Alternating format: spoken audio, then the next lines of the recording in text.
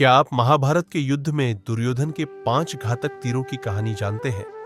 क्या आप जानते हैं कि भगवान कृष्ण ने पांचों पांडवों को दुर्योधन के पास मौजूद 5 घातक तीरों से कैसे बचाया? नमस्कार, स्वागत है आपका सदा सनातन के भक्तिमय संसार में। यहां आप जानेंगे सनातन धर्म से जुड़े अनसुने तथ्य और सनातन धर्म की अनसुनी और रोचक कहानियां। महाभारत का युद्ध धर्म और अधर्म का युद्ध था। कृष्ण पांडवों के पक्ष से थे, परंतु उन्होंने युद्ध में शस्त्र नहीं उठाने का निर्णय लिया था। वहीं श्री कृष्ण की नारायणी सेना कौरवों की ओर से लड़ रही थी। युद्ध में कभी कौरवों का तो कभी पांडवों का पलड़ा भारी लगता। महाभारत के युद्ध में कुरुक्षेत्र की रणभूमि पर श्री कृष्ण ने प्रत्यक्ष रूप से शस्त्र नहीं उठाए, लेकिन अर्जुन का सारथी बनकर श्री कृष्ण युद्ध भूमि में अर्जुन का मार्गदर्शन करते रहे। द्रौपदी के भाई धृष्टद्युम्न पांडवों के सेनापति थे। वहीं कौरवों के तरफ से गंगापुत्र भीष्म सेनापति थे।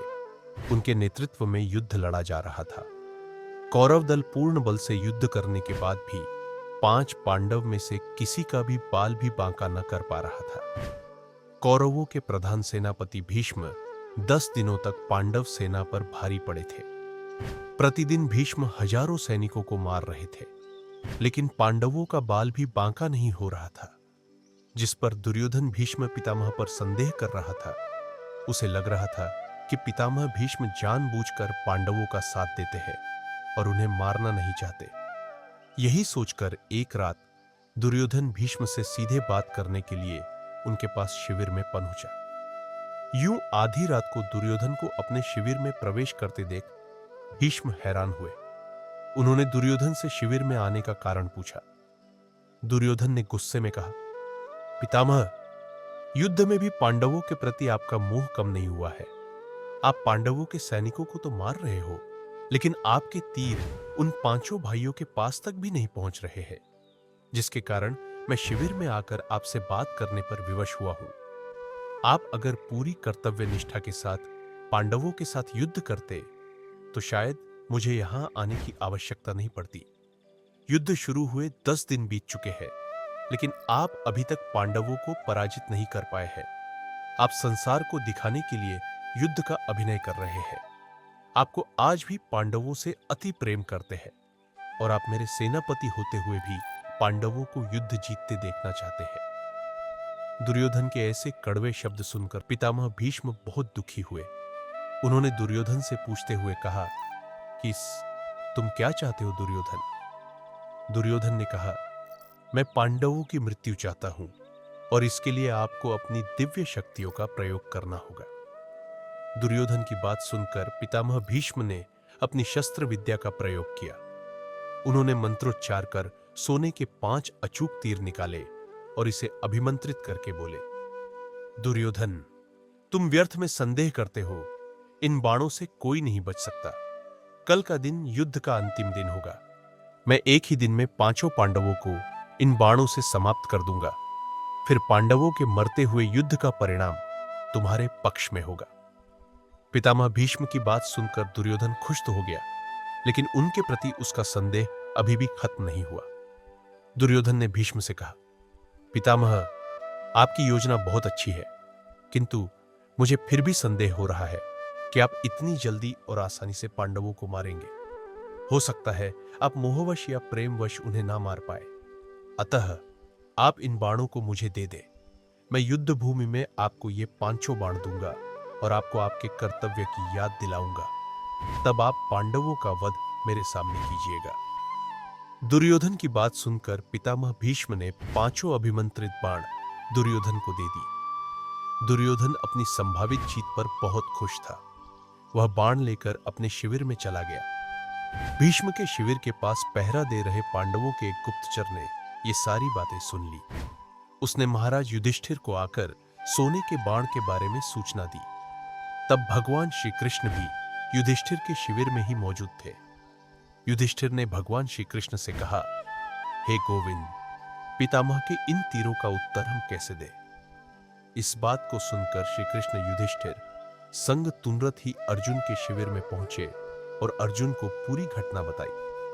श्री कृष्ण ने अर्जुन से कहा कि पार्थ, तुम्हें दुर्योधन से उन 5 बाणों को मांगना होगा। श्री कृष्ण की बात सुनकर अर्जुन चौंक गए। उन्होंने भगवान कृष्ण से पूछा कि दुर्योधन भला वो तीर उन्हें क्यों देगा। तब श्री कृष्ण ने अर्जुन को याद दिलाया कि एक बार अर्जुन ने दुर्योधन को यक्ष और गंधर्वों के हमले से बचाया था। तब दुर्योधन ने प्रसन्न होकर अर्जुन से कहा था कि वो कोई भी कीमती चीज दुर्योधन से मांग सकता है। उस दिन अर्जुन ने बात को टालते हुए दुर्योधन से कुछ नहीं मांगा था, लेकिन अब समय आ गया है कि दुर्योधन से कुछ मांगा जाए। अर्जुन को श्री कृष्ण की बात सुनकर सब याद आ गया। युधिष्ठिर की आज्ञा से अर्जुन दुर्योधन के शिविर में पहुंचे। दुर्योधन अचानक अर्जुन को अपने शिविर में देखकर सोच में पड़ गया।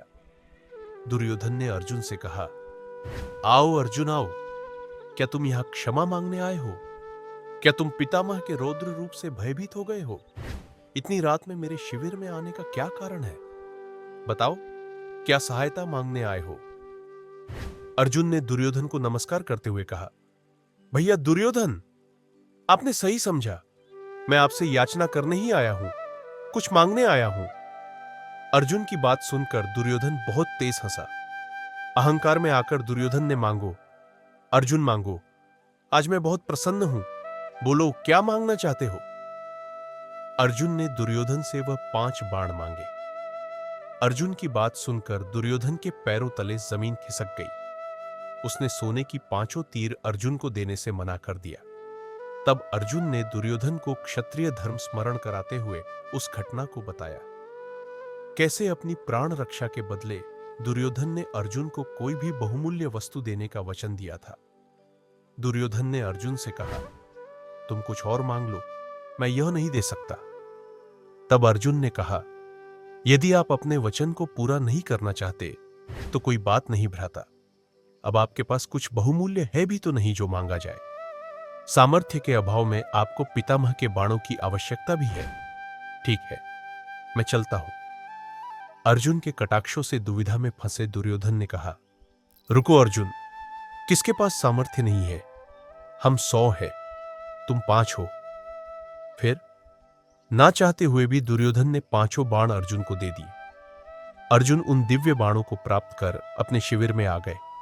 इस तरह भीष्म से बाण लेने की गलती दुर्योधन पर भारी बहुत पड़ी और पांडवों की मौत टल गई।